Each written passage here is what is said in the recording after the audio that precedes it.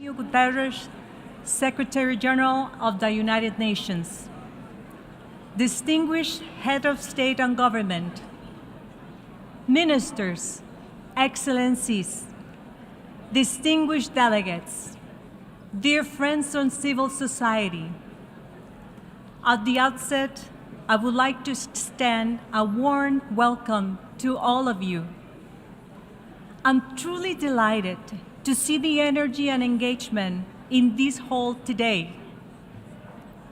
And I'm very much look forward to the work ahead of us during this important 70th session of the Commission. I will now deliver my opening remarks.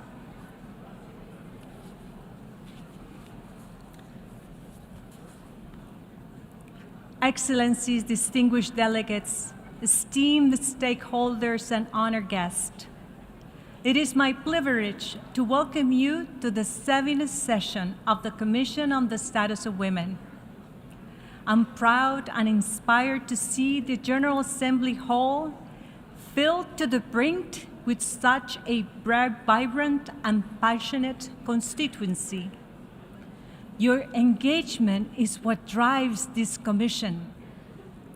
I would also like to acknowledge those who have wished to join us here today, but were unable to do so due to various circumstances. Your voices, perspectives, and contributions remain essential to this conversation. Although you could not be physically present, you are very much us in spirit, and I'm confident that many of you are following these discussions from across the world. Your continued engagement and commitment to advancing our shared objectives are deeply valued. As we gather here today, we are united by a shared vision, a world in which every woman and girl can access justice, live free from discrimination, and realize her full potential. This year's theme, ensuring and strengthening access to justice for all women and girls, including by promoting inclusive and equitable legal systems, eliminating discriminatory laws, policies, and practices, and addressing structural barriers, and the agreed conclusions are both timely and essential. It's not only a reflection of the challenges that persist, but a clear call to action for all of us to strengthen legal systems, remove barriers, and ensure that justice becomes a lived reality for every woman and girl. No country has full legal equality, and women globally still hold only 2/3 of the legal rights that men enjoy. Access to justice is not merely a right. It is a cornerstone of dignity, empowerment, and progress for individuals and societies alike. And it is essential for achieving gender equality and the empowerment of all women and girls. This session's agreed conclusions, carefully consulted with all member states over the past months, are our chance to urge concrete action and break new normative ground on this important theme. Concrete gains include new commitments to formally recognize community justice actors, integrate gender-responsive access to justice across sectors, and introduce new language on digital justice and AI governance. The text also advances participatory and co-created research approaches, strengthens standardized systems for gender-based violence data, and promotes a whole-of-society approach that recognizes civil society as a key partner in implementing in implementation and accountability. Let us send a clear and united message to the world by adopting this roadmap to ensure and strengthen access to justice for all women and girls. In 2025, member states agreed to revitalize the Commission on the Status of Women, reaffirming its relevance and leadership in advancing gender equality, the rights and the empowerment of all women and girls globally. The CSW 70 Bureau is proud to lead the first session guided by the revitalization process. Important new elements will be piloted during this session.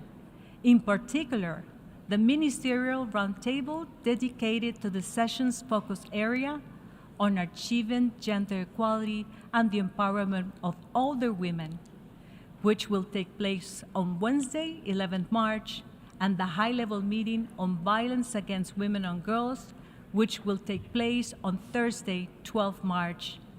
And as always, we have a rich program of side events and parallel events organized by member states, UN entities, and civil society organizations.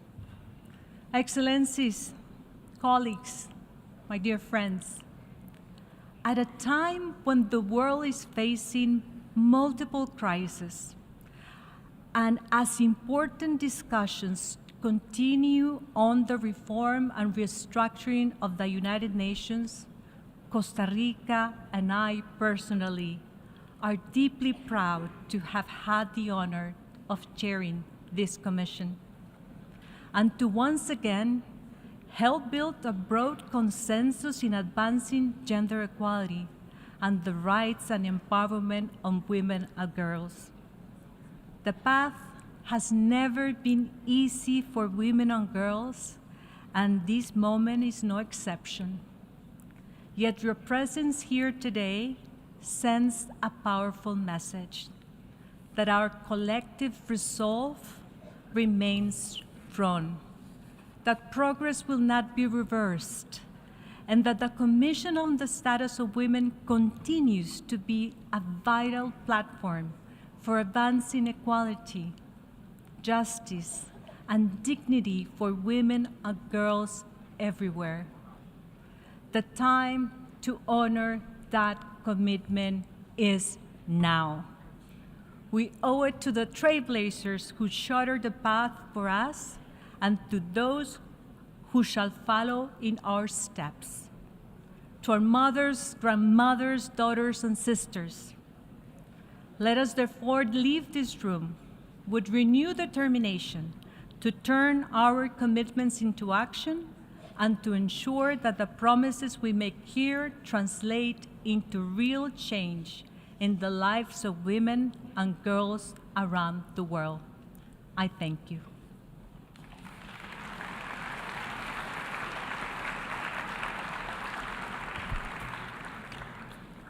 I now invite the Secretary General of the United Nations, His Excellency Antonio Guterres, to deliver a statement. Mr. Secretary General, you have the floor.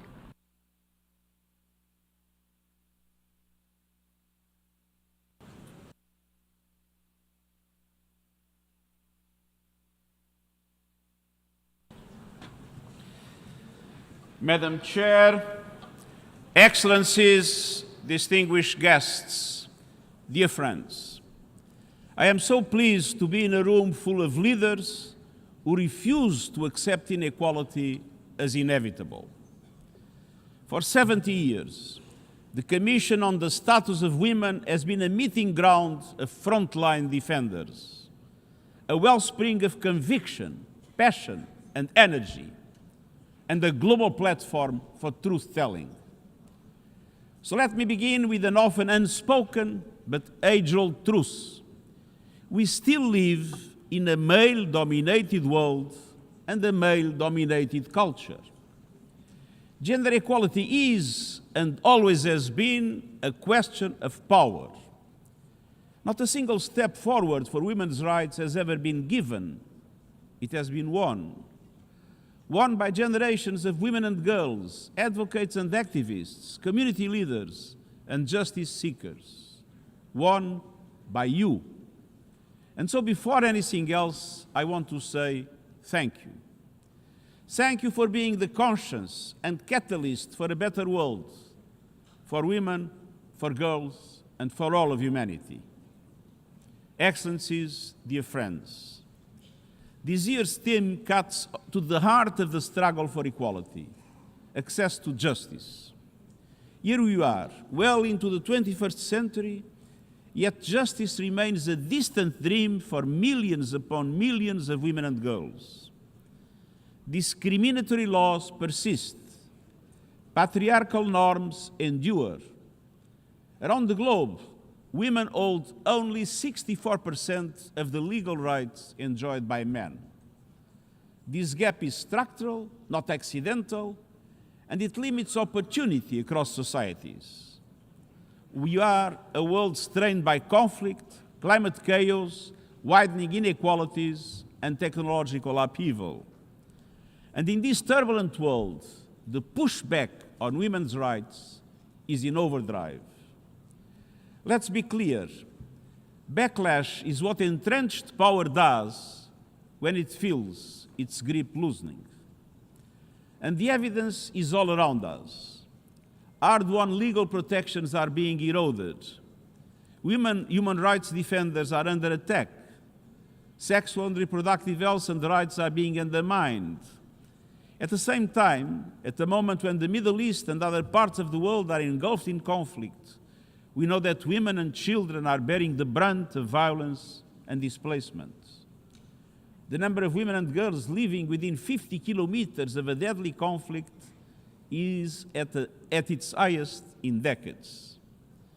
Conflict-related sexual violence has surged by 87% in just 2 years. And yet, despite the troubling trends and pressures, women's movements are persisting, driving reforms, defending communities, shaping societies. More than 40 countries have amended constitutions to advance women's rights. 90% have strengthened laws against violence. And the world is changing because women are changing it. But we have barriers to overcome and gaps to fill: opportunity gaps, implementation gaps, and justice gaps. And that brings me to my core message. Justice for women and girls must be a cornerstone of the world we seek to build. Equality is the bedrock of progress, as affirmed in the Universal Declaration of Human Rights, the Convention on the Elimination of All Forms of Discrimination Against Women, and the Beijing Plus 30 Plan of Action. Let me highlight 4 front lines for justice. First, justice in the engine for sustainable development. When women and girls can claim their rights to inherit property, to fair work, to legal identity, to land, entire societies move forward. But when justice systems fail, women inequality hardens into poverty and development stalls before it can begin. And this is a global challenge. Yet, the situation in Afghanistan stands out.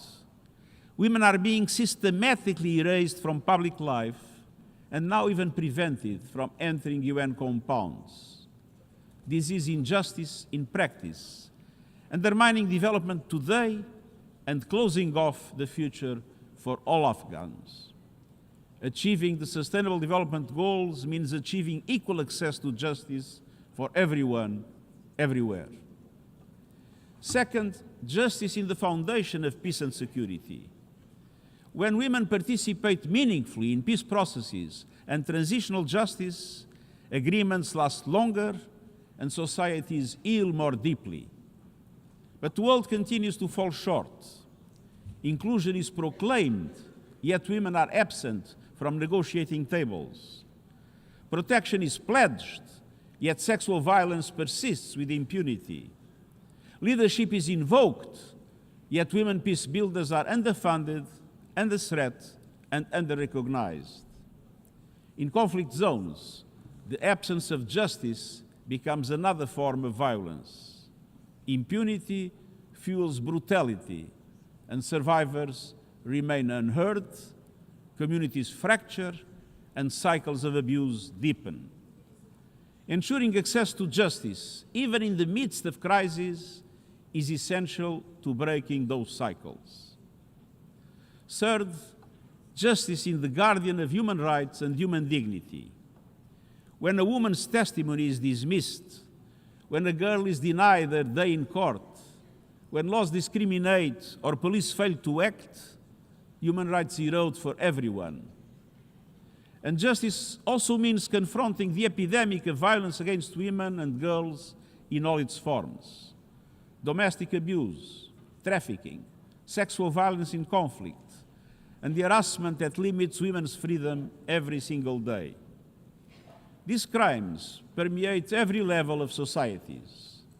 And as we sadly see, the exploitation of women and girls can reach the highest halls of influence, sustained by a toxic convergence of money, patriarchy, and impunity. This must end. We cannot and must not look away. Fourth, justice is essential to a safe and inclusive digital future. If gender equality is a question of power, then we must look at one of the most powerful industries on earth, technology, and increasingly artificial intelligence. Patriarchy still casts a long shadow in the Silicon Valleys of the world, embedding the hierarchies of the past into the infrastructure of the future. Just 1 in 4 tech workers is a woman. And when women are absent from the design of digital systems, male chauvinism fills the gap. Algorithms that hardware discrimination, online platforms that are megaphones for misogyny, and artificial intelligence that reinforces inequality instead of correcting it. Technology companies must take responsibility, and all of us must work to close the digital gender divide. As an engineer, I want to emphasize this must include expanding opportunities for girls and women in science and technology. Fifth, justice is essential for climate action. Women and girls, especially in rural and marginalized communities, bear the brunt of climate devastation. When laws deny women equal rights to land, water, resources, and environmental decision-making, climate resilience collapses. But when women lead, when they help design adaptation strategies, safeguard ecosystems, and shape climate policy, responses become more just and more effective. Climate justice and gender justice go hand in hand. Chers amis, dear friends, excellencies, across every front line for justice, success depends on women in leadership.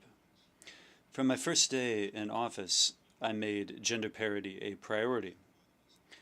For the first time in UN history, women now make up fully half of the UN's workforce across professional and higher categories. And for the first time, we reached parity in senior leadership. We did so 2 years ahead of schedule, but I also recognize it was 80 years late. How did we finally do it? Not by lowering standards, but by widening the search for talent. Not by compromising merit, but by recognizing it everywhere it exists. Our Gender Equality Acceleration Plan continues this work, coordinating action across dozens of entities to deliver real change in the lives of women and girls. We have put forward a proposal for a stronger, more unified vehicle to deliver for women, girls, and young people everywhere by bringing together the strength of UNFPA and UN Women to increase impact, reach, and leave no one behind. And we are also all benefiting from efforts to revitalize this commission as called for in the Pact for the Future. Processes have been streamlined, Results have been placed at the center, and dozens of partners are taking part, despite the obstacles we know so well. We must keep going, inside and outside these walls. We need every voice, every idea, every ounce of leadership from the world's women and girls. And men and boys must also play their full part, standing in solidarity for equality. Excellencies, dear friends, allow me one final point of personal privilege. After nearly a decade as Secretary General, this is my final time addressing the opening of the Commission on the Status of Women. Let me be clear, this is not a farewell. I look forward to working with you through the entire year and far beyond, wherever I'll be. But I want you to know what I have seen. I've seen women around the world standing strong in the rubble of earthquakes and in the ashes of war, in refugee camps and rural villages, in parliaments and in protests. I've heard you demand accountability in the face of impunity. I've seen you in action, lifting countless lives. I've watched you build movements that have reshaped the world, and I'm profoundly honored to be your ally in the struggle. You can keep counting on me every step of the way, for equality, for dignity, for justice, for every woman and girl, and I thank you.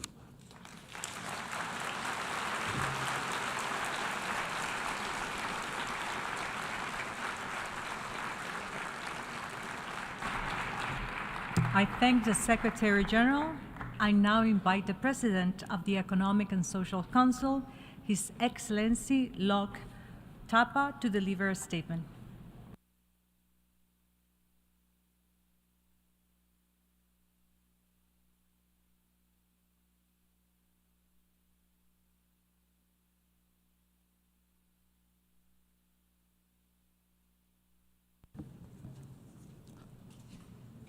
Madam Chair, Secretary General, Honorable Ministers, Excellencies, distinguished delegates, ladies and gentlemen. It is an honor to join you at the opening of the 70th sessions of the Commissions on the Status of Women. Together with so many champions of gender equality and the empowerment of women and girls. Excellencies, for nearly 8 decades, this Commission has helped shape the global commitments that guide our shared pursuit of equality.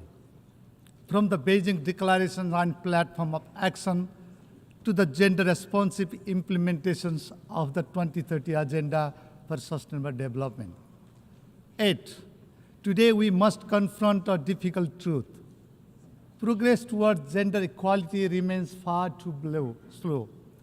Women globally still enjoy only about 2/3 of the legal rights available to men. And even where laws exist, many women and girls still struggle to access justice because institutions are under-resourced, because procedures are complex, or because rights are simply not known. This reminds us of a fundamental truth. Equality is not achieved simply by adopting laws alone. It is achieved when justice systems work in practice. For every woman and every girl. This is why the year's priority theme is so important. Ensuring access to justice for all women and girls is fundamental to human rights. It protects dignity, it expands opportunity, it strengthens accountability. When justice systems are inclusive and responsive, women and girls can claim their rights and participate fully in society and unlock the full potential of the entire communities. This progress moves us closer to achieving the Sustainable Development Goals, leaving no one behind. And it lays the foundation for a more just, equitable, and peaceful world. Excellencies, the work of this Commission is integral to to the mandate of the Economic and Social Council. As a subsidiary body of the Council, the Commission brings together government, civil society, and the United Nations systems to advance gender equality and the empowerment of women and girls. The ECOSOC serves as the United Nations central platform for coordinating the work of the UN development systems and advancing sustainable development. At the heart of this effort is the high-level political forum on sustainable development, where member states review progress and accelerate actions toward the sustainable development goals. The outcome of this session will inform the 2026 high-level political forum, and they will shape the path toward the 2027 SDG Summit. The guidance and commitments emerging from these commissions are therefore essential to Council's work. They help ensure that gender equality remains at the heart of the global development agenda. This session also marks an important moment for the Commission itself. Following commitments made by the member states in the Pact of the Future, ECOSOC adopted a resolution to revitalize the commissions on the status of women. The 70th session is the first to take place following that decision. Through this revitalization process, member states reaffirm the central role of the commissions on the status of women in advancing gender equality and the empowerment of women and girls. The goal is clear: to strengthen the Commission's effectiveness, its inclusivity, and its impact. The lessons from these renewed commissions can also help inform the broader General Assembly review of the ECOSOC and HLPF as we strengthen the multilateral systems to deliver on the sustainable development goals. Excellencies, as President of the Economic and Social Council, I reaffirm the Council's strong commitment to advancing gender equality and ensuring that a gender perspective is fully integrated across our work. Coming from Nepal, a country of diverse communities and resilient women, I am reminded that progress towards equality is driven not only by global commitments, but by determinations of women and girls in communities everywhere. Excellencies, distinguished delegates, let this session send a clear message. Equality must be lived, protected, and delivered through laws that uphold rights, through institutions that ensure justice, and through systems that leave no one behind. Justice must be accessible to every woman and every girl, no matter where she lives or whatever her circumstances might be. Without justice, rights remain abstract and dignity and opportunity remain unfulfilled. Finally, gender equality must remain at the heart of our shared efforts to achieve the SDGs. Thank you, Madam Chair, and I wish you productive and deliberations and a successful sessions of this commission. Thank you so much.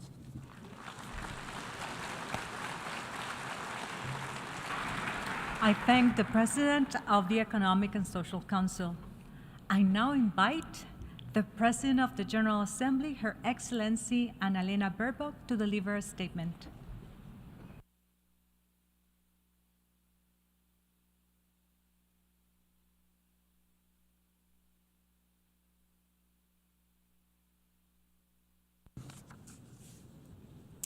Madam Chair, Excellencies, distinguished guests. After 70 sessions of this Commission on the Status of Women and 30 years since the Beijing Declaration, we no longer need to debate why women's rights matter. The facts are clear. The real question is, why are we still not delivering? It's not that we don't know better. The answer is that inequality is an active choice. Rollbacks on equal rights are an active choice. And that is why the theme of this year's CSW, Justice, could not be more timely. The struggle for women's rights is fundamentally a struggle for justice itself. Justice in principle, what our laws say, justice in practice and action, how those laws are implemented, and justice in power, meaning who holds it. Globally, women have only 2/3 of the legal rights afforded to men. 54% of countries lack consent-based legal definitions of rape.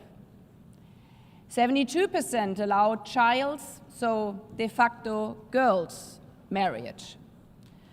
44% do not mandate equal pay for equal work.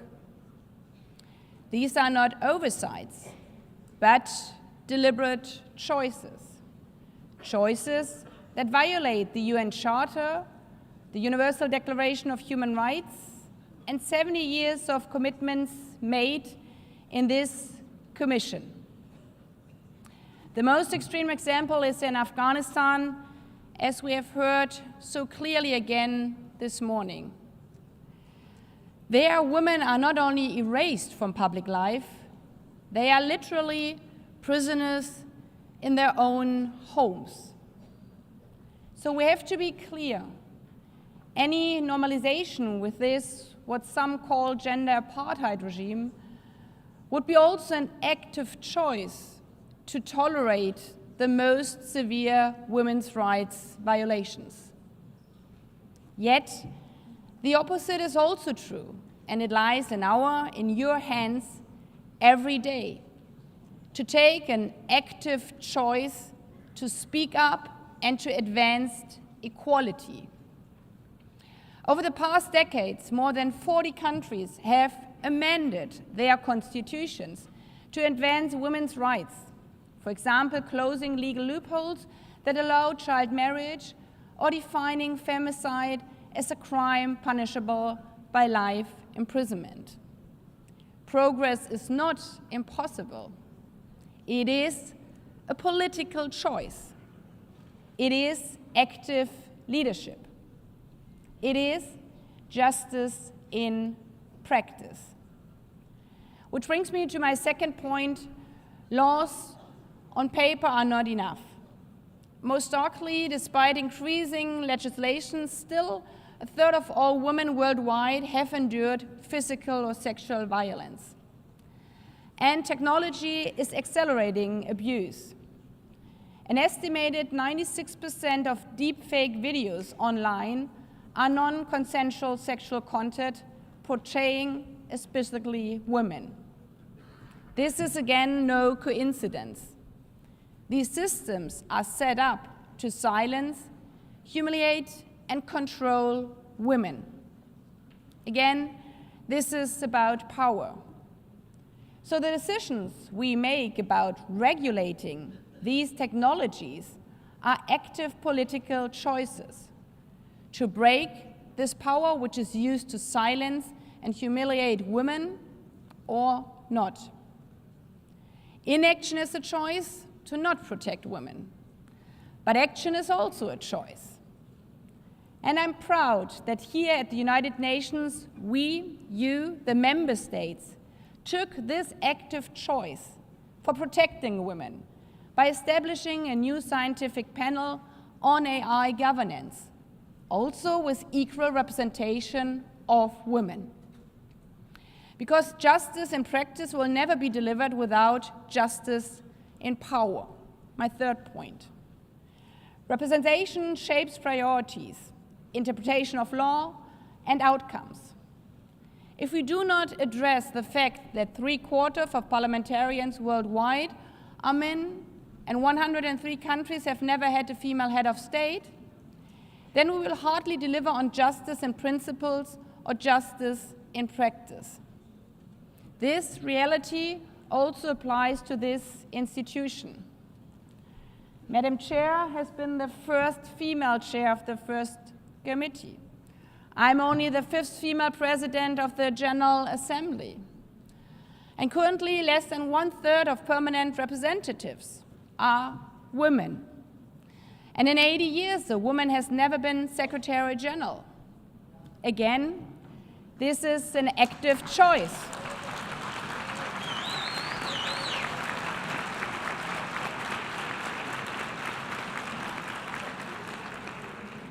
An active choice by you, representatives of every member state. And the question is not why a woman should be Secretary General, but I would say why not after 80 years. Justice and power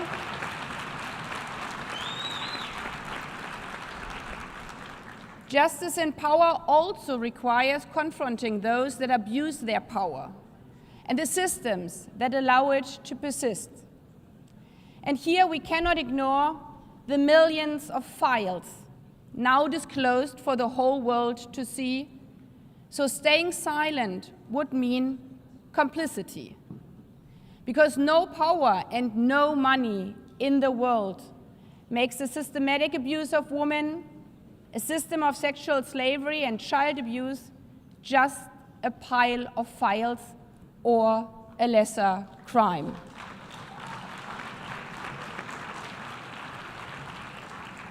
Justice around the world demands the active choice to believe survivors everywhere around the world, to hold perpetrators accountable every day, and dismantle systems that perpetuate abuse and discrimination. Because this is what true justice is. Justice not only in words, justice not only on the International Women's Day, but in principle, in practice, and in power, every day.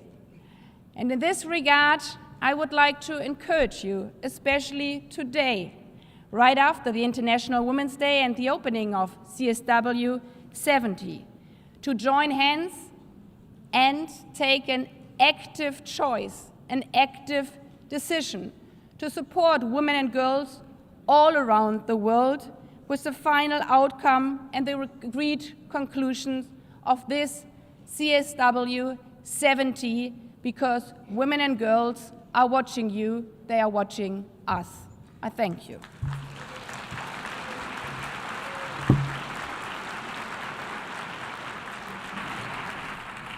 I thank the President of the General Assembly. I now invite the civil society representative, Ms. Eunice Muzime, to make a statement.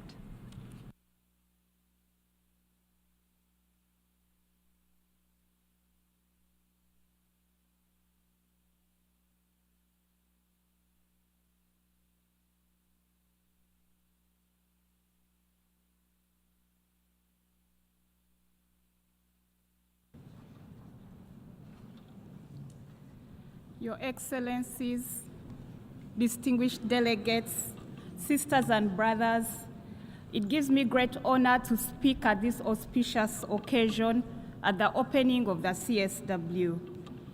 In Africa, we say, until the lioness tells her story, the tale of the hunted will always glorify the hunter.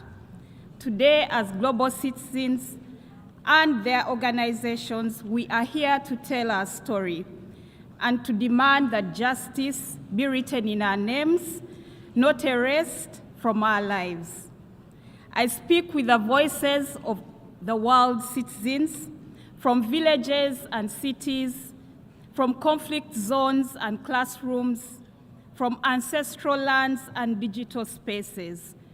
We carry the collective power of women in all their diversities: mothers, daughters, activists, feminists, leaders. We carry fire, we carry care, we carry courage, and we demand action. Our reality is not different. A lot of the reality has already been spoken about. Yet for women and girls, justice is still a broken promise. The courts are too far. In many rural areas, women will walk 200 kilometers to reach a police station. Justice cannot be a privilege of geography. The laws are too weak. Patriarchal and plural legal systems still treat women as minors, denying them inheritance, property, and dignity. Poverty has been weaponized. Transport costs, legal fees, and unsafe environments force women to withdraw cases. Economic exclusion is systemic, and it is systemic violence. Conflict and war, rape is used deliberately as a weapon of war. Justice systems collapse precisely where women need them the most. Digital violence. Girls are harassed, their images stolen, their voices erased online. Yet national systems remain blind to this new frontier of violence.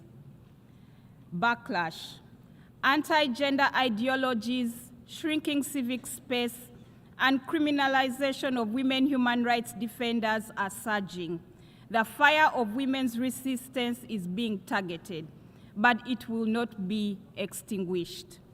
So our demands to your excellencies, delegates of this commission, we know that member states can take the steps to harmonize laws, end child marriage, FGM, marital rape, and all forms of gender-based violence. We know that you can expand access, fund decentralized justice services, legal aid systems, and digital forensic capacity. We know that you as member states can also address economic barriers. We call upon the global north to cancel debt, to pay reparations, to restructure the global economic systems, redistribute resources, and deconstruct exorbitant privilege that some states continue to enjoy. We know that you can ensure representation. We know that you can move beyond tokenism. We know that the next first female UN Secretary General is going to be elected. And we know that we are going to have more and more women in high-level positions. We also know that you can choose to fund feminist priorities and movements. We know that you can allocate gender-responsive budgets. You can ensure progressive tax systems. We know that you can tax the rich. And we know that you can stem the surge of corporates and multinationals that are fueling injustice. And we also know that as you reform the UN, we hope that that will not sideline the UN women, the one that has been our hope and aspiration as global women citizens. Therefore, in my closing demand, for us, CSW is not another meeting. It's a test of political will, and member states must decide. Will justice remain words on paper, or it will become the lived reality of every woman and girl? And as I close, I want to acknowledge all the women and girls that could not be physically here because of visa exclusions, because of war and conflict, because their countries are not allowing them to live. So all those women and girls that could not be here, I bring their voices. We, the women of the world, demand action. Justice delayed is justice denied, and justice denied is dignity stolen. We will not accept stolen dignity. Thank you for listening to me.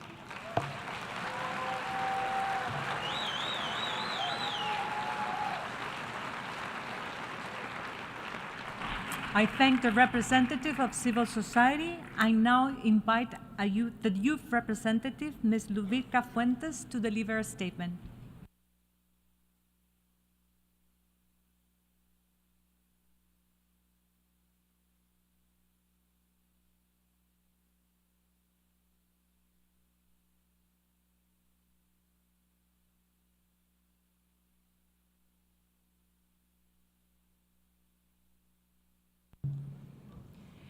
Excellencies, distinguished guests, colegas y amigas.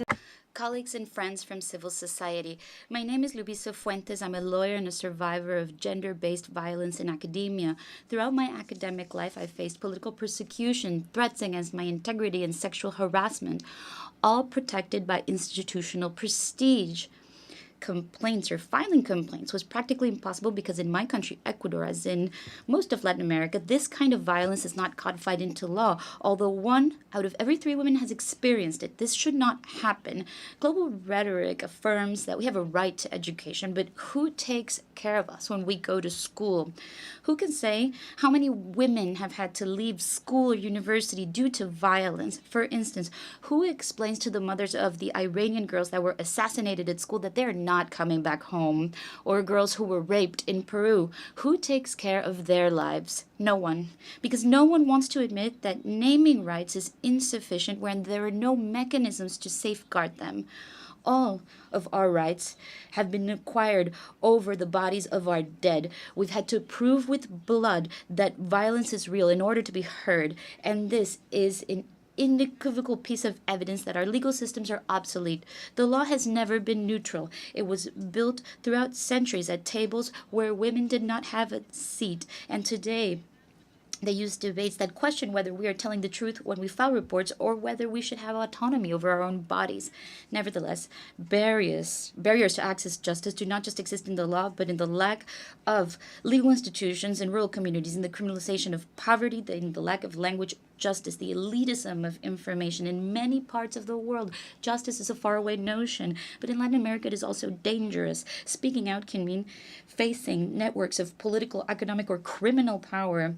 Nevertheless, we continue to speak out. This is why it is important to tell you that women that expose themselves to public scrutiny, social humiliation, and persecution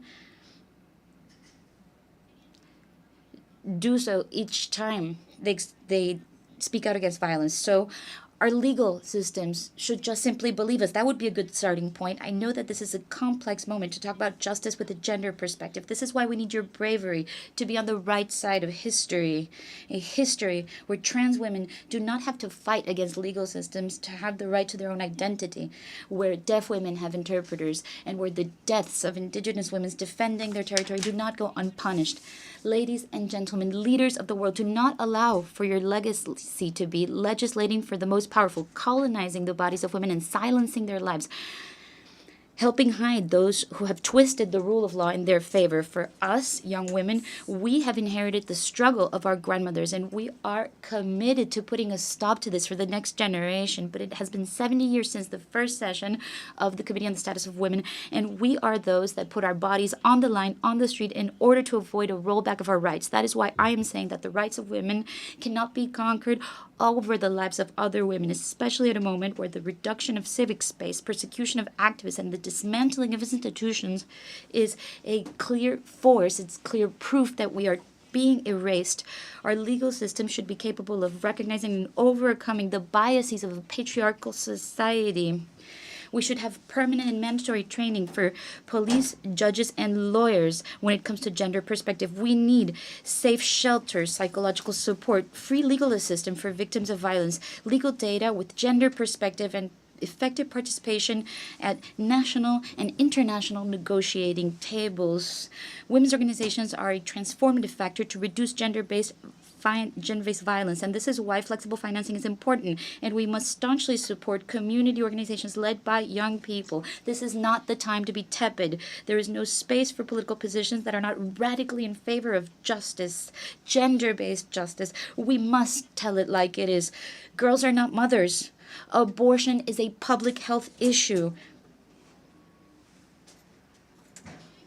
There is no climate justice without gender justice. There is no social justice without redistributing care work. And there are no conversations about us without us. A life free of violence is possible if we reform our justice system based on a gender perspective that reflects all of our voices. Thank you.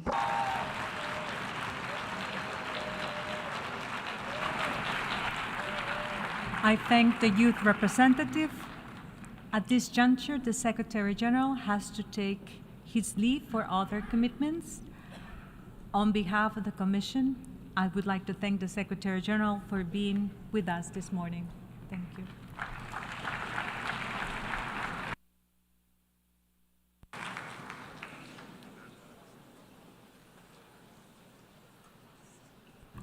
I now invite the Commission to consider a number of organizational and procedural matters. I first invite the Commission to consider Agenda Item 1, Election of Officers. The Commission will recall that at the first meeting of its 70th session on 21st March 2025, the Commission elected me as Chair and Ms. Flavia Umalisa of Rwanda and Ms. Sama Dubuk of Lebanon as Vice Chairs of the 70th session of the Commission. At the same meeting, the Commission elected Ms. Andrea Macanu of Romania and Mr. Noah Oeri of Liechtenstein as Vice Chairs of the Commission at its 70th and 71st sessions. I would like to take this opportunity to thank my fellow Bureau members for their hard work and excellent support throughout the preparations for the current session. I would like to inform the Commission that the Bureau has decided to recommend that Ms. Sama Dubuk of Lebanon should serve as the rapporteur of the Commission for the 70th session. May I take it that the Commission wishes to appoint Ms. Sama Dubuk of Lebanon to serve as Vice Chair cum rapporteur of the 70th session of the Commission? I hear no objection. It is so decided. I congratulate Ms. Dubuk on her appointment. I now invite the Commission to appoint members of the Working Group on Communications on the Status of Women in accordance with the provisions of ECOSOC Resolution 1983/27. The Commission may wish to recall that at the first meeting of the 70th session on 21st March 2025, the Commission appointed Ukraine to serve as a member of the Working Group on Communications on the Status of Women at its 70th. The Commission may further recall that at the same meeting, the Commission postponed the election of the members of the Working Group from the African states, the Asia-Pacific states, the Latin American and Caribbean states, and the Western European and other states to a later date. I have been informed of the following candidatures. The Group of African States has endorsed the candidature of South Africa to serve as a member of the Working Group at its 70th session. Chile has been nominated from among the Group of Latin American and Caribbean states to serve as a member of the Working Group at its 70th session, and the Group of Western European and other states has endorsed the candidature of Spain to serve as a member of the Working Group at its 70th and 71st sessions. May I take it that the Commission wishes to appoint South Africa and Chile to serve on the Working Group on Communications on the Status of Women at the Commission's 70th session, and to appoint Spain to serve on the Working Group on Communications on the Status of Women at the Commission's 70th and 71st sessions. I hear no objection. It is so decided.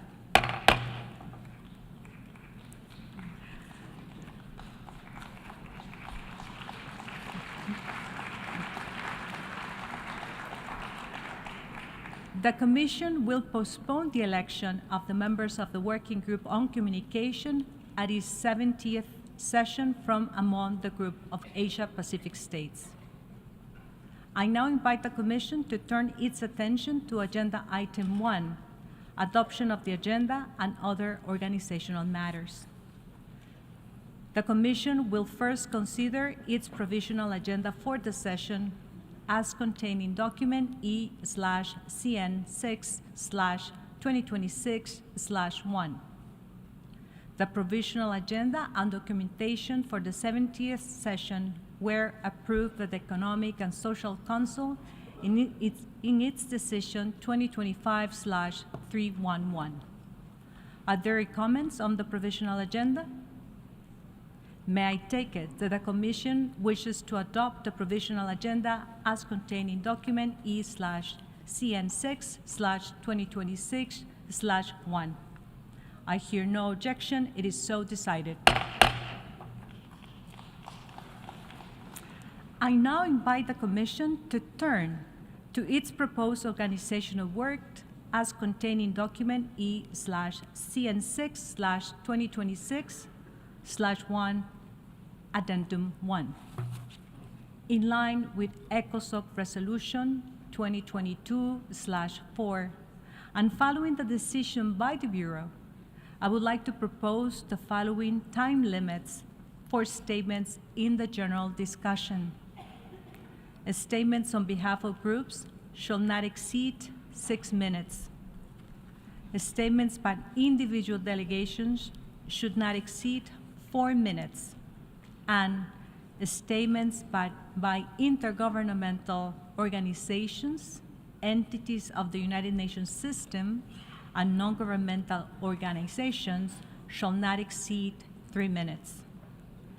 As regards to the ministerial roundtables, the high-level meeting, and interactive dialogues, delegations are advised that a statement should not exceed 3 minutes. If the speakers continue beyond the time limit, the microphone will be automatically muted. May I take it that the Commission wishes to approve the draft organization of work as contained in document E/CN6/2026/1/@1, on the understanding that further adjustments may be made as warranted during the course of the session? I hear no objection. It is so decided. I now invite the Commission to begin its consideration of Agenda Item 3, follow-up to the 4th World Conference on Women and the 23rd Special Session of the General Assembly, entitled Women 2000, Gender Equality, Development and Peace for the 21st Century. The documentation under this item is listed on iGov. I now invite the Executive Director of UN Women, Ms. Zima Basus, to make a statement and introduce the reports of the Secretary General under Agenda Item 3. Thank you.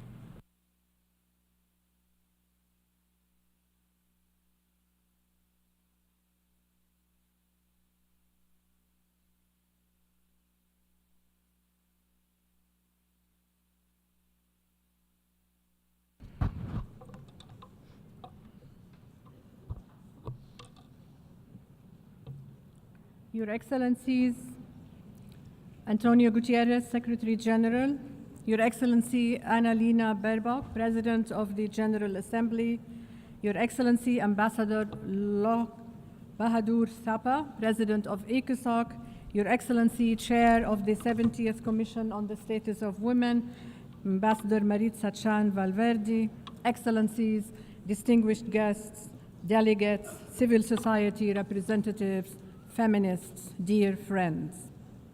This Commission on the Status of Women is a beacon of multilateralism at a time when the world needs multilateralism most. This Commission offers the promise of gender equality and women's rights, that great, undisputable accelerator of the Sustainable Development Goals and the 2030 Agenda. It has, for 70 years, steered us onto a shared path of concrete change to surmount the challenges of inequalities, violence against women, conflicts, new technologies, climate change, food insecurity, financing, democratic erosion, and more. My hope is that this year will be no different. Excellencies, we meet at a time of multiple global crises. Peace eludes us, and the world is extremely and increasingly fragmented. And gender inequality is compounded by the evils of war and conflict, from Afghanistan to Haiti to Iran, Myanmar, Palestine, South Sudan, Sudan, Syria, Ukraine, Yemen, and beyond. I echo all the pleas for a return to diplomacy, to dialogue, for an end to the killing across the Middle East, Africa, and beyond. For those observing, I wish for this holy month of Ramadan to bring relief and peace. Excellencies, the dividends of women's leadership, their role in global, national, and local economies, their contributions to their societies, to science, to culture, to politics, are immeasurable. But they cannot be realized when justice systems are unjust. Today, in 2026, no country in the world has achieved full legal equality. This year's priority theme, access to justice for women and girls, could not be more timely or critical. The theme, at its heart, is the woman who continues to live with her abusive partner, having despaired of help from the justice system. It is the girl who is killed or raped or injured in war because the perpetrators are unrestrained in their impunity. It is the woman whose very potential is diminished because laws on work deny her rights and the chance for equal pay. It is the girl denied nationality under discriminatory laws. Excellencies, friends, the Secretary General's report invites us to imagine two roads. One represents the needs of women and girls, the other, the justice system. One, the reality of half of humanity, and the other, the remedies available to them. When these roads intersect, they can drive profound change. For example, since 1970, more than 600 million women have gained access to economic opportunities because of reforms of family laws. When these roads diverge, so much is lost. Globally, women have only 64% of the legal rights of men.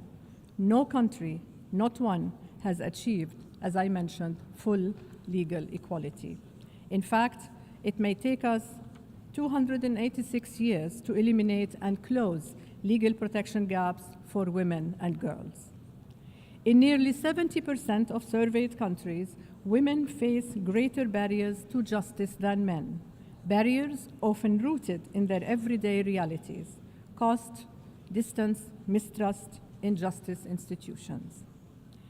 In 54% of countries, rape is still not defined on the basis of consent. In 75% of countries, a girl can still be forced to marry. And in 44% of countries, the law does not mandate equal remuneration for work of equal value. As always, this is far too often compounded by intersecting forms of discrimination. Excellencies, justice systems can be invaluable, offering proximity, familiarity, and affordability. But they are no less prone to discriminatory norms and practices that violate human rights.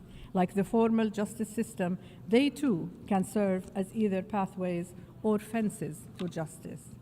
When women and girls are denied justice, the damage goes far beyond any single case.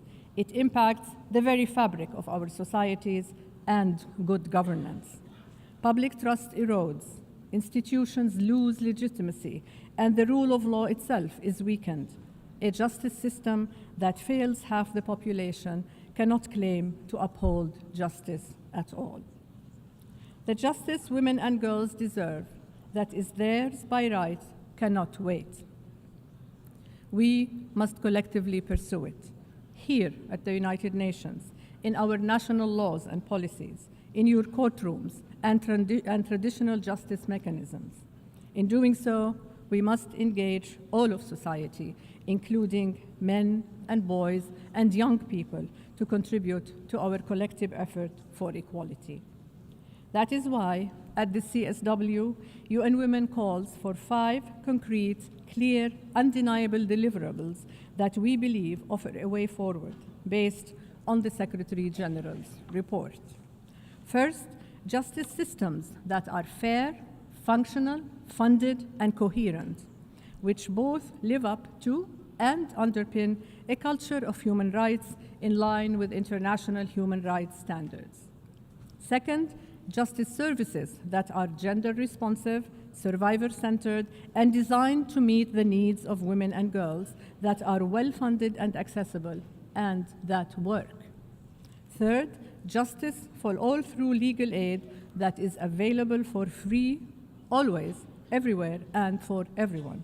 Justice that depends on one's ability to pay is no justice at all. Fourth, funding and support for those women's organizations who buttress justice and rights every day. Their essential work to make justice a lived reality every day deserves more recognition and is crucial to achieving equality for women and girls. And fifth, leveraging technology and data, we must let innovation accelerate the delivery of justice for women and girls while avoiding its pitfalls. And we must afford ourselves the evidence-based our efforts need so that we invest our precious resources where they have the most impact. Excellencies, distinguished delegates, colleagues, and friends, CSW is about solutions. But more than that, it is about the political will for these solutions to be implemented. The Secretary General's report, as always, makes clear what needs to be done. It lies with you to decide how to seize the opportunity they represent. I applaud the delegations who have been working tirelessly to reach agreed conclusions at the CSW. Conclusions that are focused, that seek to advance access to justice for women and girls, that seek to end impunity, that seek to create justice systems that work for everyone equally. And I remain hopeful that the outcomes of your discussions will result in agreed conclusions adopted. In doing so, showing the world, yet again, what this Commission can achieve with our multilateral system and how and what our multilateral system can deliver for women and girls. Excellencies, member states and partners assembled here represent the most powerful of constituencies. That power is more than sufficient to make a difference, more than sufficient to transform lives, and to do so and through partnerships. The commitments of CEDAW, the Beijing Declaration and Platform for Action, the ICPD, and the 2030 Agenda are unambiguous, clear in the promises they make and by which we are bound. It is our task, our responsibility to make them real. The women and girls of the world look to us to keep those promises. That is their right, and that is our duty. Excellencies, in conclusion, there is nothing more foundational for the equality towards which we strive than justice. Nothing more essential for rights and freedoms for all women and girls. Nothing more crucial for development and prosperity. UN Women remains your unwavering ally in achieving justice for all women and girls. And Excellencies, if I may, soon this year, you, member states, will be electing a new Secretary General, a new leadership. And I know that myself and my team at UN Women, and hopefully also many of you here, would be proud to serve and work with a Madam Secretary General. Thank you. Thank you.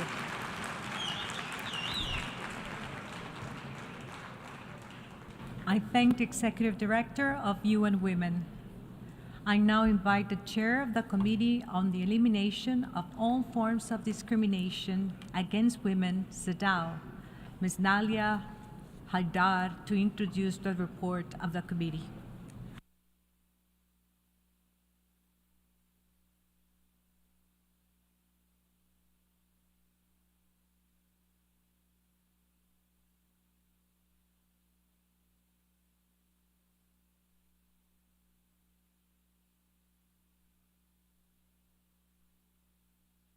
Thank you. Madam Chair, Excellencies, ladies and gentlemen, today is the second and final time that I have the honor to address this forum in my capacity as chair of the Committee on the Elimination of Discrimination Against Women. As we mark International Women's Day and the 45th anniversary of the entry into force of the CEDAW Convention, the brainchild of CSW, this International Bill of Women's Rights, ratified by 189 states, remains as relevant and as necessary as ever. Across the globe, we are witnessing a convergence of crises, wars waged, armed conflicts, rise of autocratic regimes, deepening economic inequalities, and a climate emergency that has brought humanity to a tipping point. And the consequences of these crises are disproportionately borne by women and girls. At the same time, we are witnessing a well-orchestrated backlash against gender equality across regions, the erosion of sexual and reproductive health rights, shrinking civic space, attacks on women human rights defenders, and rising level of gender-based violence, both offline and online. In the face of these challenges, the CEDAW Convention remains the core legal framework for holding governments accountable for the equal rights of women and girls. For more than 4 decades, the CEDAW Committee has helped transform global standards. It helped shift the understanding of gender-based violence from a private matter to a clear human rights violation. And it has insisted that women must not simply be present in decision-making, they must participate equally, 50-50.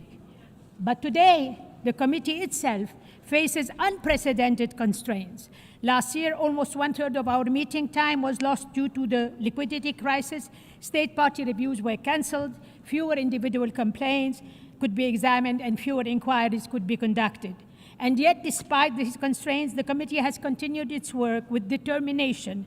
Over the past year, we held dialogues with 15 state parties in Geneva and conducted a Pacific Sub-Regional Technical Cooperation session in Suva, Fiji.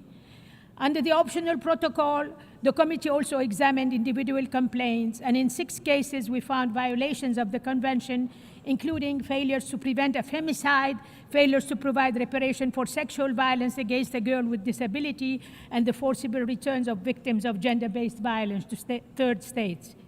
Even under severe resource constraints, the committee continues to address some of our most severe pressing human rights challenges, and thanks to the commitment of its members. At our 91st session in June 2025, the committee became the first UN Human Rights Treaty body to review Afghanistan since the Taliban takeover. And what we documented was nothing short of a coordinated and institutionalized system of gender persecution, one that may well amount to gender apartheid, as we heard this morning. This is a stark reminder. Women's rights are never permanently secured. They must be defended constantly and collectively. Last month, we adopted an addendum updating our landmark general recommendation on women, peace, and security. It addresses emerging challenges such as conflict-related sexual violence, survivor-centered justice, the impact of armed transfer, AI-facilitated gender-based violence, and at the same time, we are advancing work on a new general recommendation on gender stereotype, one of the root causes of discrimination against women worldwide. Yet, our ability to carry our mandate is increasingly under strain. Human rights treaty bodies are among the most cost-effective mechanisms in the entire UN human rights system, and yet they are currently being weakened by chronic underfunding. CEDAW, therefore, echoes the Secretary General calls on member states to honor their financial commitment and to take urgent measures to bridge the current financial gap. At a time when gender equality is under attack, this is not the moment to weaken the institution designed to protect women's and girls' rights. At a time of backlash, we must not stand back. At a time of crisis, we must not retreat from our commitments. Women's rights are human rights. They are not optional. They are a core obligation under international law, and it's our shared responsibility to uphold them everywhere. I thank you for your attention.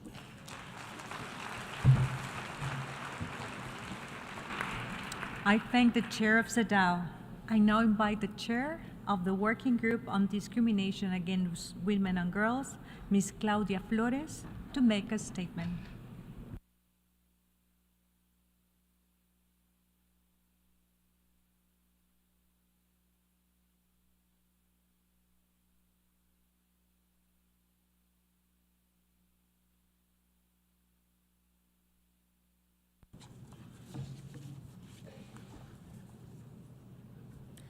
Madam Chair, Señora Presidente, Excellencies, distinguished delegates and participants, I am honored to address the Commission on the Status of Women as Chair of the Working Group on Discrimination Against Women and Girls.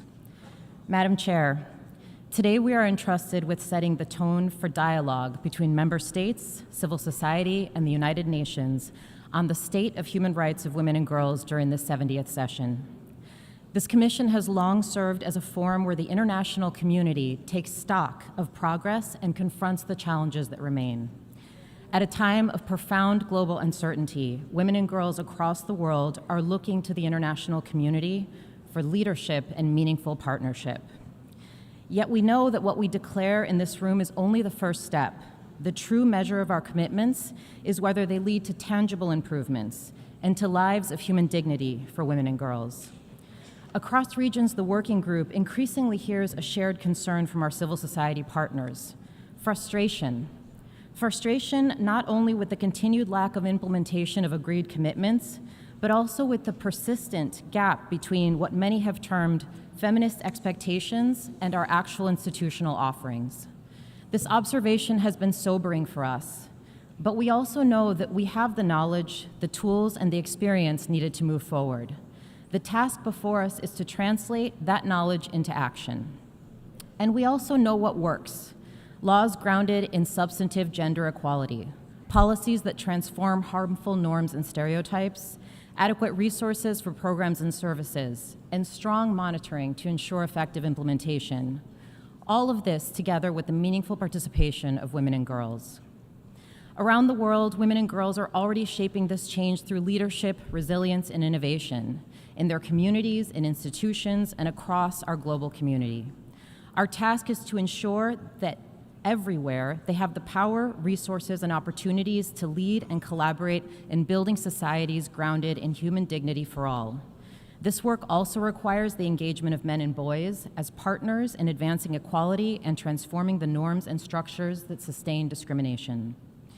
Over the past year, the Working Group has continued dialogue with women and girls across regions, elevating these perspectives in international forums, strengthening our work on cases of discrimination, and advancing a multi-sectoral approach to inequality. Our most recent thematic report examines the gender dimensions of care and support systems and highlights the direct connection between rights in the care sector and access to justice. Existing care and support systems often create structural barriers to claiming rights and accessing remedies. Disproportionate care responsibilities generate time poverty and economic dependence, limiting the ability to seek legal assistance, report violence, pursue labor claims, or participate in judicial proceedings. When the costs of claiming rights are incompatible with caregiving realities, justice is not accessible in practice, even when equality may exist on paper. These findings reinforce a core principle of substantive gender equality. Advancing women's rights requires addressing the structural conditions that shape our everyday lives. To support this work, we have recently issued 2 guidance documents I'd like to share with you, one on substantive gender equality and one on the rights of women and girls in family life. Through these, we offer a practical framework, our CREATE framework, to support states and other actors in achieving measurable progress on gender equality across all sectors, while promoting inclusive and rights-based approaches to family life. Looking ahead, our forthcoming annual thematic report focuses on women and girls' rights in the context of digital technologies and artificial intelligence, an area that increasingly illustrates the gap between regulation and reality. Our recommendations address both the risks and the transformative potential of digital technologies and AI, including its implications for access to justice. Our thematic and more multi-sectoral approach reflects a simple truth. The realization of women's rights and access to justice are shaped by discrimination across all areas of life. We cannot address the justice deficits we observe without addressing equality in the family, in care systems, in the recognition of gender apartheid, and in digital transformations that are reshaping our societies. Madam Chair, Excellencies, in 1946, the first chair of the Subcommission on the Status of Women marked the historic moment that established this forum. At the same time, she warned that it would be a tragedy to spoil this unique opportunity by confusing the wish and the facts. Today, our wish is clearly stronger than ever. With the necessary political will, the facts can align with it. If our institutions are to remain credible, they must deliver change where justice is lived, in everyday realities and in the systems that shape them. The working group stands ready to support member states and all partners in translating these commitments into measurable change in the lives of women and girls globally. Thank you.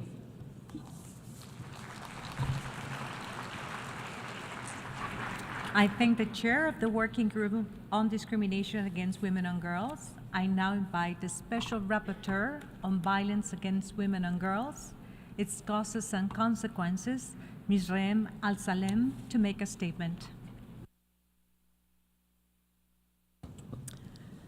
Madam Chair of the CSW, Madam Director of UN Women, Excellencies, distinguished delegates. International treaties and declarations have long highlighted the importance of women and girls accessing justice, as well as removing barriers to ensure that they can obtain reparations, protection, and accountability.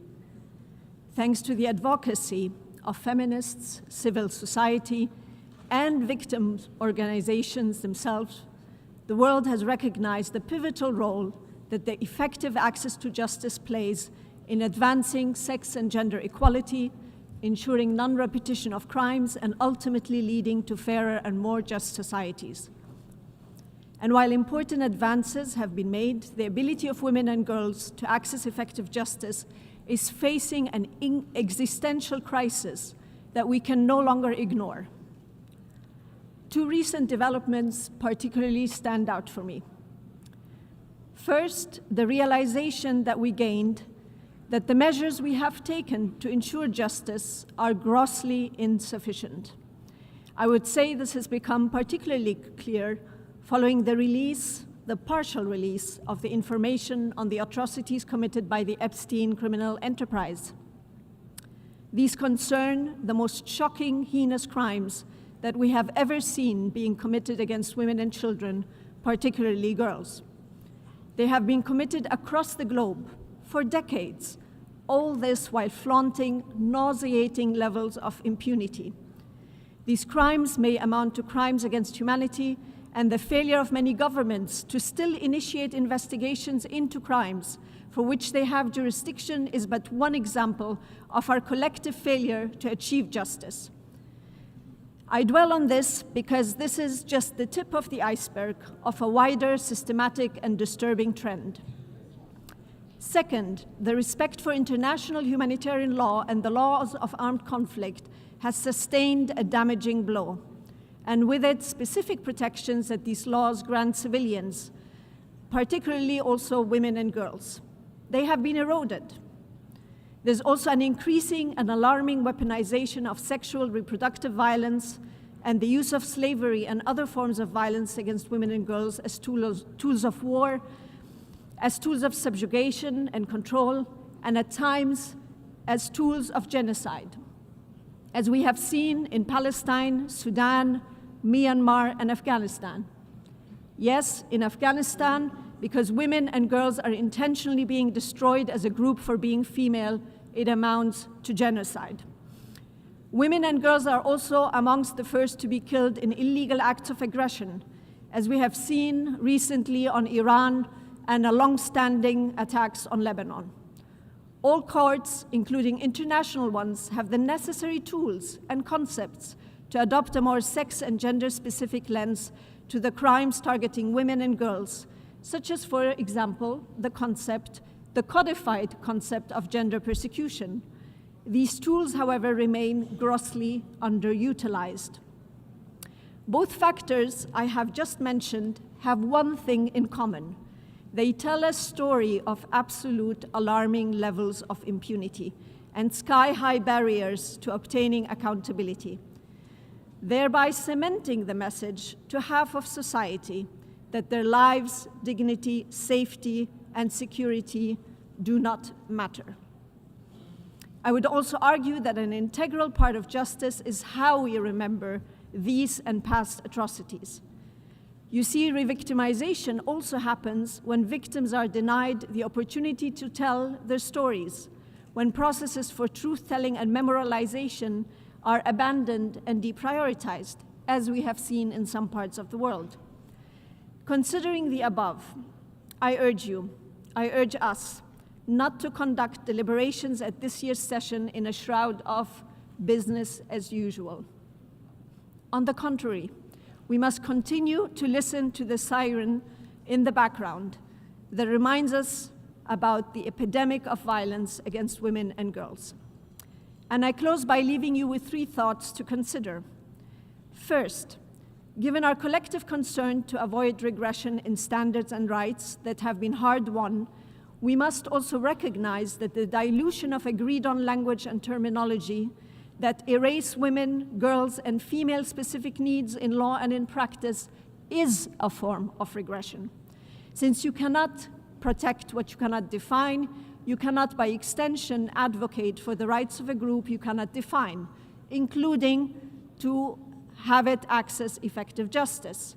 So our attempts to deviate from agreed-on language to describe crimes that women and girls are disproportionately exposed to, under the false pretenses that women and girls can consent to their own exploitation, abuse, and loss of dignity. For example, through replacing terms like prostitution and the exploitation of prostitution of others with the term sex work that allows perpetrators of violence, buyers of sexual acts, and pimps to get away with their crimes. Second, the justice system is but a reflection of how wider societies function. If all aspects of our lives and systems are saturated with patriarchal norms, misogyny, if harmful stereotypes persist and are fermented, a model justice process will fall flat on its face. And third, we must reject and push hard against efforts by the powerful that seek to justify illegal wars of aggression and expansionist colonial projects under the fake banner of women's liberation, or as some form of legitimate defense of one's own women and girls. There can never be justice in killing, starving, and raping more women and girls, no matter the cause or objective. I thank you.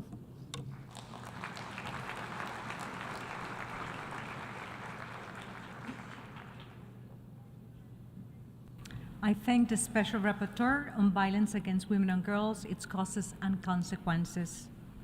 Excellencies, dear guests, colleagues, members of civil society, let me turn to the outcome document for this year's session. We have been engaged in an extensive negotiation process on an agreed conclusion, which has taken place over a period of 6 weeks. I'm very grateful to our co-facilitators from Liechtenstein and Rwanda for having led this process in a dedicated and professional manner and for making every effort to bring the outcome document to a successful conclusion. We have been continuing our work in intense negotiations over this weekend in order to enable the Commission to adopt a agreed conclusion as it has done in the past. As a result of these consultations, I have circulated my final version of a text last night, and I trust that all delegations have received it.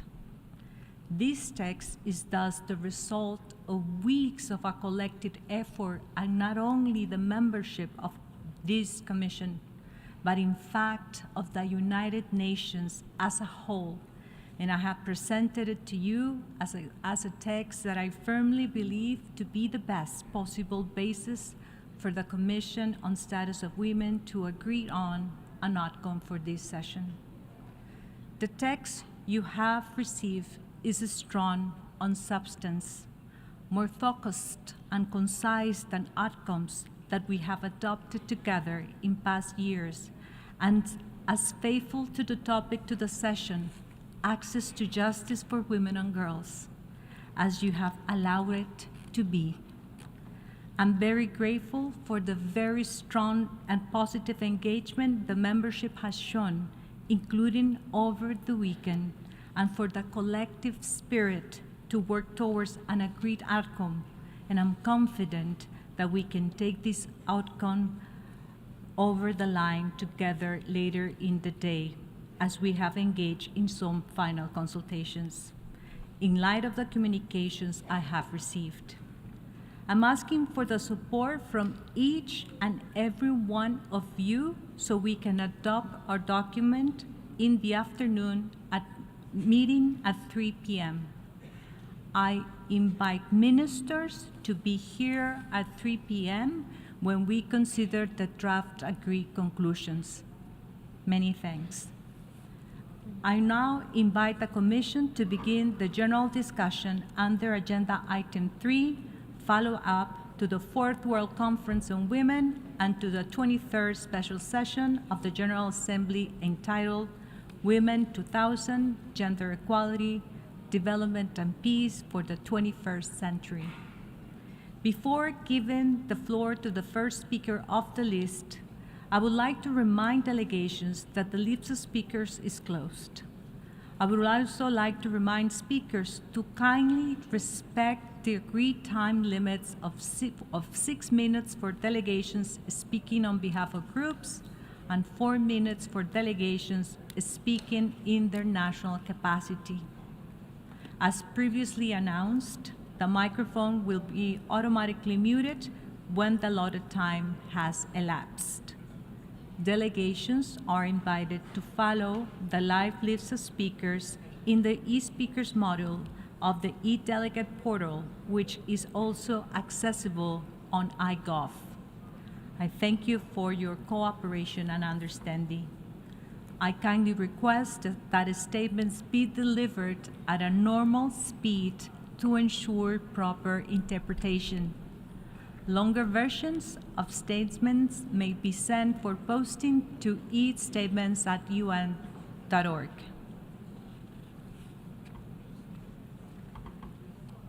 Do you have the list?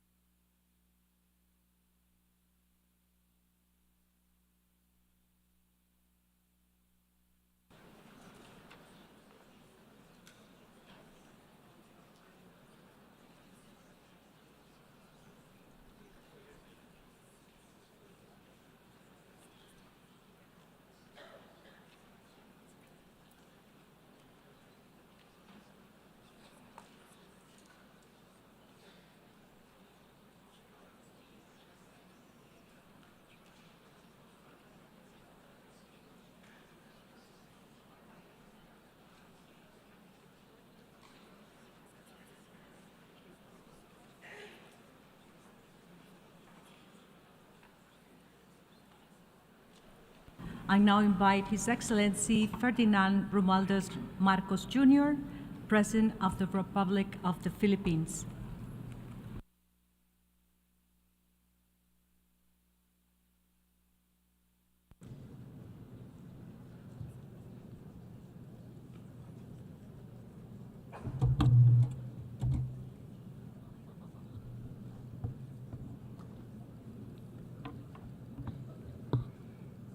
Thank you, Madam Chair, Mr. Secretary General, Excellencies, distinguished delegates. It is certainly an honor to address the 70th session of the United Nations Commission on the Status of Women on behalf of the people of the Philippines. We gather here to discuss what is, in truth, one of the most fundamental measures of a nation's progress, the status of its women. We often speak of development in terms of economic growth, infrastructure, technology, or trade. But there is a simpler and more human measure. How are the women doing? If women are educated, safe, able to work, able to lead, able to decide the course of their own lives, then the society is moving forward. If they are not, then no level of prosperity can truly be called progress. In the Philippines, we are proud to say that we have long believed that empowering women is not merely a matter of fairness. It is a cornerstone of nation building. Filipino women have always stood at the center of our national life, as leaders in government and business, as innovators, educators, health workers, entrepreneurs, and as a steady strength within families and communities. Their contributions continue to shape our democracy, our economy, and our national character. Our country has worked consistently to translate this belief into policy, strengthening protections for women, expanding opportunities for education and employment, and promoting women's leadership across all sectors of society. But even as we take pride in this progress, we recognize that the journey towards full equality, both in our country and around the world, is far from complete. Across many societies, women still face barriers that limit their opportunities. Too many continue to experience discrimination and violence. Too many girls are still denied the education that will allow them to shape their own futures. And that is why the work of this commission remains as vital today as it was 70 years ago. Education must remain at the center of all our efforts. When a girl is educated, the benefits extend far beyond the individual. They strengthen families, uplift communities, and expand the possibilities of entire nations. Economic empowerment is equally essential. Women must have access to employment, to finance, to entrepreneurship, and to leadership. Societies that fully include women in economic life are not only more just, they are stronger, they are more resilient. And we must remain united in confronting violence against women in all its forms. Violence erodes dignity, weakens communities, and undermines the very foundations of our justice. But beyond laws and institutions, we must also address the attitudes and assumptions that continue to limit women's roles in many parts of the world. True equality requires not only policy change, but cultural change. Excellencies, the world today faces many challenges: conflict, climate change, economic uncertainty, and rapid technological transformation. But there is one principle that remains beyond question. We cannot hope to solve the great challenges of our time if half of our humanity is excluded from shaping those solutions. Women must be present wherever decisions are made, in government, in business, in science, in diplomacy, and in peace building. The Philippines stands ready to work with all nations to advance this cause, because when women rise, societies rise with them. When women lead, nations move forward. And when every girl, no matter where she is born, can stand with confidence and say that her future is truly her own. And then we will know that we have built not only a more equal world, but a better one for all of humanity. Thank you, and mabuhay.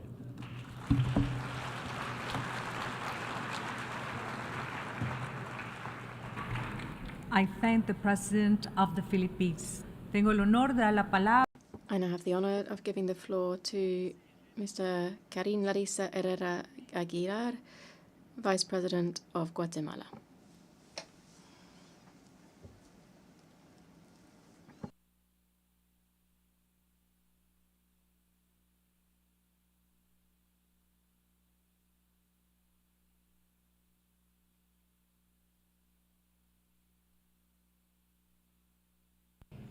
Distinguidas.